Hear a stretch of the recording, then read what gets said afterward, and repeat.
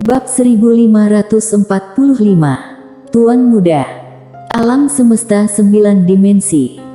Bicara tentang alam semesta 9 dimensi, maka harus menyebut tentang satu klan keluarga. Klan Kaisar Abadi. Di seluruh alam semesta 9 dimensi, hanya ada satu keluarga super, itu adalah keluarga Kaisar Abadi yang dikenal sebagai keluarga pertama di dunia puluhan ribu surgawi. Di seluruh alam semesta 9 dimensi, Kaisar-Kaisar Abadi tidak memiliki musuh selain Tiandao 9 dimensi. Keluarga kuno ini tak terkalahkan sejak jutaan tahun yang lalu. Bahkan Tiandao 9 dimensi harus memberi wajah kepada keluarga ini. Dunia abadi. Setetes esensi darah yang terbakar perlahan melayang ke dunia abadi. Saat esensi darah ini memasuki dunia abadi, seluruh dunia abadi gempar. Panggilan darah. Ini adalah teknik rahasia tertinggi dari klan abadi. Orang biasa tidak memenuhi syarat untuk mempelajarinya sama sekali. Siapa yang melakukan panggilan darah? Pada saat ini, seorang tetua muncul di depan tetesan esensi darah.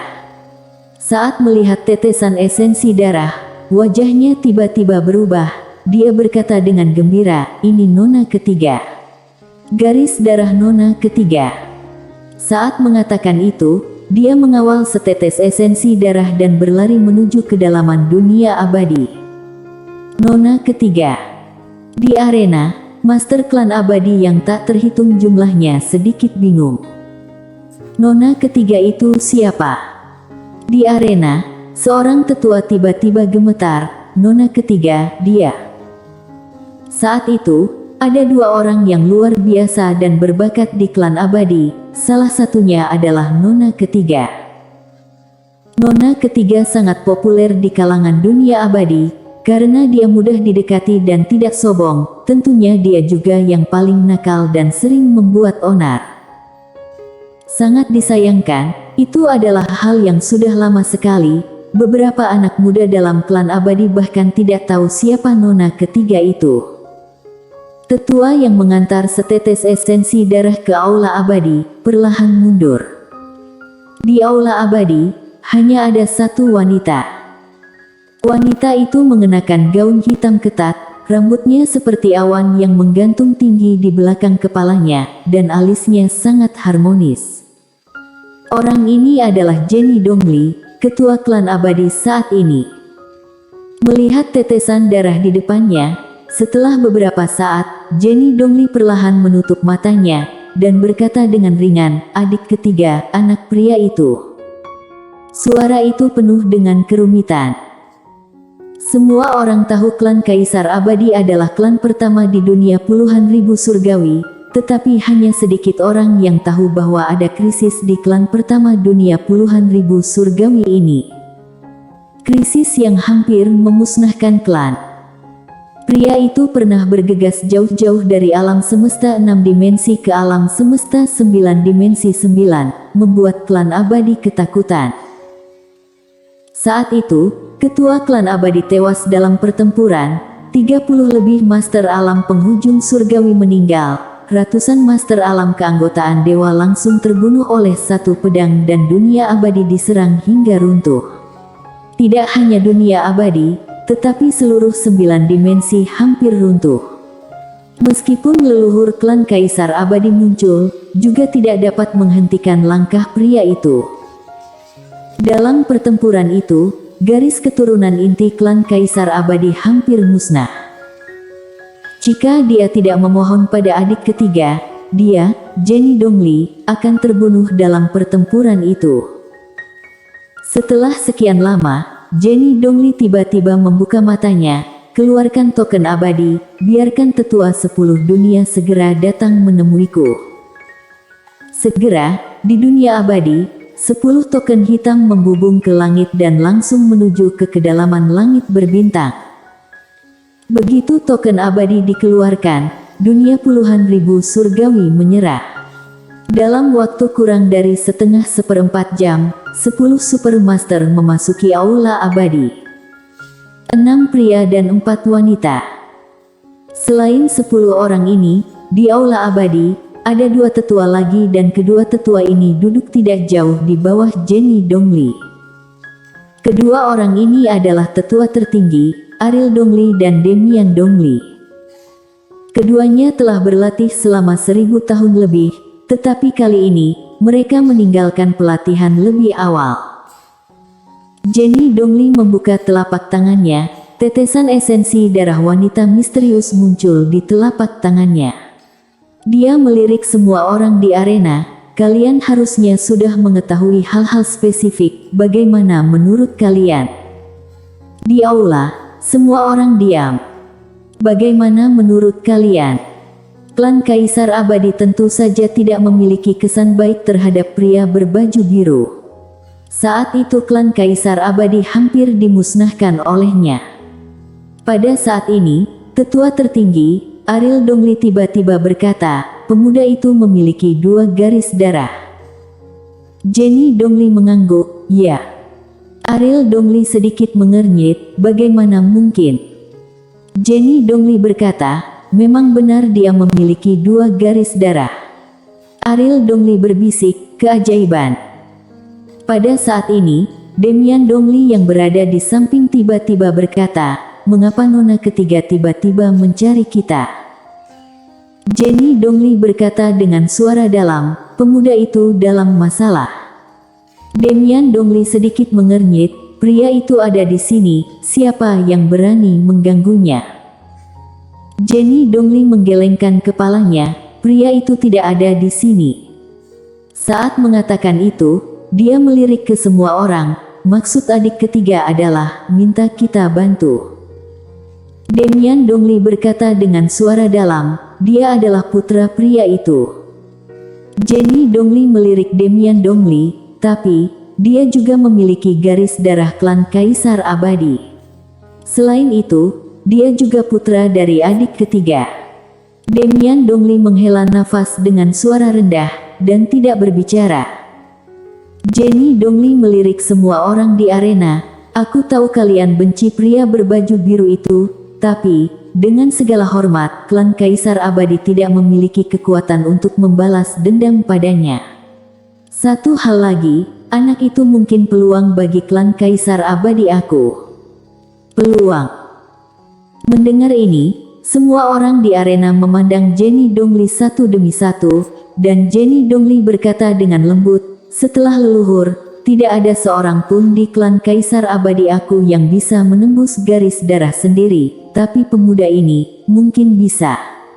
Jika dia menerobos garis darahnya sendiri dan membawa garis darah abadi kita ke tingkatan yang lebih tinggi, maka klan Kaisar Abadi akan bermanfaat bagi seluruh keluarga.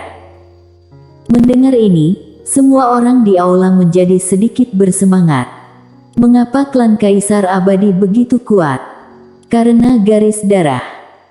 Tapi sekarang, garis darah ini telah menjadi belenggu mereka, karena tidak ada yang mampu menerobos garis darah mereka sendiri untuk waktu yang sangat lama. Jika seseorang menerobos garis darah abadi dan dia juga bersedia, maka garis darah seluruh klan akan menerobos belenggu mereka sendiri.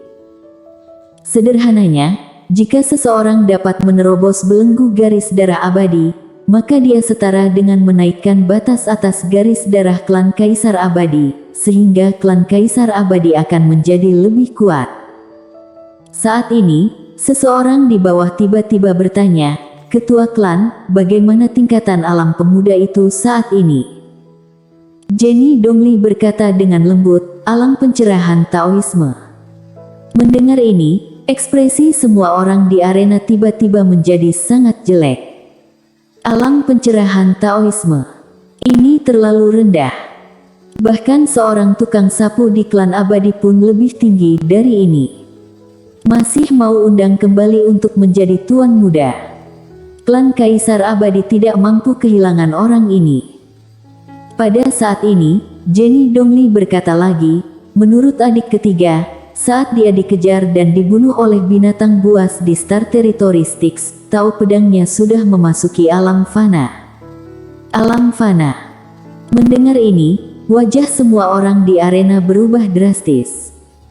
Pada saat ini, Ariel Dongli tiba-tiba berdiri, matanya penuh energi jahat. Seekor binatang buas rendahan berani mengejar dan membunuh tuan muda klan Kaisar Abadi aku, seseorang. Suara itu jatuh, seorang pengawal tiba-tiba muncul di arena. Ariel Dongli menyeringai, segera bawa orang ke Star Territory Styx dan bunuh semua binatang buas di Star Territory itu. Tidak, musnahkan seluruh Star Territory itu. Pengawal memberi hormat sedikit, baik. Setelah selesai berbicara, dia hendak berbalik dan pergi. Pada saat ini, Jenny Dongli tiba-tiba berkata, lupakan saja. Ariel Dongli memandang Jenny Dongli dan Jenny Dongli berkata dengan ringan, Star Territory, sebab akibatnya terlalu besar. Terlebih lagi, musuh sebenarnya bukanlah Star Territory itu, tapi Aula Dewa Alam Semesta. Aula Dewa Alam Semesta. Mendengar ini, wajah semua orang di arena berubah. Di alam semesta yang luas, sangat sedikit yang dapat membuat klan Kaisar Abadi takut. Aula Dewa Alam Semesta ini adalah salah satunya. Jenny Dongli memandangi kerumunan, melindungi atau tidak melindungi. Ariel Dongli berkata, kenapa Aula Dewa Alam Semesta mengincarnya? Jenny Dongli menatap Ariel Dongli, karena dia tidak hanya memiliki 2 garis darah, tetapi juga memiliki tubuh bencana. Tubuh bencana. Di aula, semua orang saling memandang. Lindungi. Pada saat ini, Demian Dongli tiba-tiba berkata, klan Kaisar Abadi kita sudah 800.000 tahun tidak ada yang menerobos belenggu garis darah. Pemuda ini adalah peluang kita. Karena, pemuda ini kemungkinan bisa menyatukan garis darah klan Kaisar Abadi dengan garis darah iblis gila. Setelah menyatu, garis darah abadi di tubuhnya akan mencapai tingkatan yang baru. Dan juga, pemuda ini sudah memasuki alam fana di usia yang begitu muda, artinya, dia bisa menjadi kultivator pedang yang tak terkalahkan seperti ayahnya di masa depan. Kemudian, dia memandang Jenny Dongli, kita harus melindunginya. Jenny Dongli berkata, meskipun menjadi musuh Aula Dewa Alam Semesta. Demian Dongli tertawa, terus kenapa? Habisi saja. Jenny Dongli menoleh dan menatap semua orang, ada yang merasa keberatan. Semua orang menggelengkan kepala. Jenny Dongli tiba-tiba berkata, seseorang. Setelah suara itu jatuh, seorang tetua muncul di depan Jenny Dongli. Jenny Dongli tetap tidak berekspresi, segera beritahu alam semesta 7 dimensi dan alam semesta 8 dimensi, biarkan mereka melepas semua urusan mereka saat ini, dan gunakan semua kekuatan mereka untuk mencari tuan muda klan Kaisar Abadi aku. Setelah menemukannya, maka harus melindunginya dengan segala cara. Jika dia terjadi sesuatu di alam semesta manapun, maka klan Kaisar Abadi akan menghancurkan alam semesta itu. Tetua itu memberi hormat dengan hormat, baik. Setelah selesai berbicara, dia langsung menjadi ilusi. Jenny Dongli memandangi semua tetua di aula, tetua dari 10 dunia, kalian 10 orang untuk sementara waktu lepaskan semua urusan saat ini, kirim semua master dari 10 dunia ke dunia bawah untuk mencarinya. Kalian harus pergi secara pribadi. Ingat, harus melindunginya dengan segala cara, tidak boleh biarkan dia mati di tangan Aula Dewa Alam Semesta. Ke-10 orang itu memberi hormat sedikit, mengerti. Suara itu jatuh, 10 orang itu menghilang langsung di aula. Jenny Dongli tiba-tiba berkata lagi, Maitri. Saat suara itu jatuh, seorang wanita berbaju besi tiba-tiba muncul di depan Jenny Dongli. Jenny Dongli memandangi wanita itu, berapa banyak pasukan Kaisar Abadi yang ada di klan sekarang. Wanita itu berkata dengan hampa, 69 orang. Jenny Dongli berkata, panggil semua orang, kemudian kamu secara pribadi memimpin pasukan ke dunia bawah untuk cari tuan muda.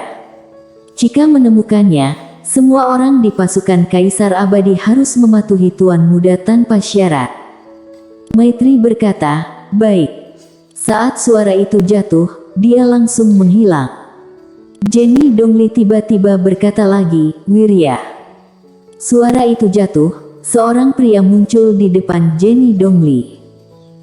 Jenny Dongli memandang Wirya. Kamu bertanggung jawab atas semua sistem intelijen klan Kaisar Abadi dan dunia puluhan ribu surgawi. Sekarang aku ingin kamu menggunakan semua kekuatanmu untuk menemukan dia. Ingat, dia sekarang dikejar oleh Aula Dewa Alam Semesta. Situasinya pasti sulit, jadi kamu harus cepat, mengerti? Wirya berkata dengan suara dalam, aku telah mengirim perintah ke semua kepala sistem intelijen. Mereka telah melepas segala urusan mereka saat ini, dan mulai mencari Tuan Muda dengan seluruh kekuatan mereka. Bicara sampai di sini, dia berhenti, kemudian berkata, aku secara pribadi akan pergi ke Sekte Dewa Misteri Surgawi untuk meminta bantuan mereka, tetapi takutnya sekte ini tidak ingin menyinggung Aula Dewa Alam Semesta, kami. Jenny Dongli menatap Wirya. Katakan pada Sekte Dewa Misteri Surgawi, jika terjadi sesuatu pada Tuan Muda klan Kaisar Abadi, aku akan memusnahkan seluruh Sekte Dewa Misteri Surgawi tanpa sisa, bilang saja aku yang mengatakan ini. Wirya memberi hormat sedikit, mengerti. Setelah berbicara, dia langsung menghilang di tempat. Mata Jenny Dongli perlahan terpejam, setahu aku, dia adalah tubuh bencana, dan sekarang sedang diincar oleh aturan hukum bencana. Dua tetua, segera aktifkan formasi darah abadi klan Kaisar Abadi aku, kemudian secara paksa mencegat kekuatan aturan hukum bencana. Bersambung.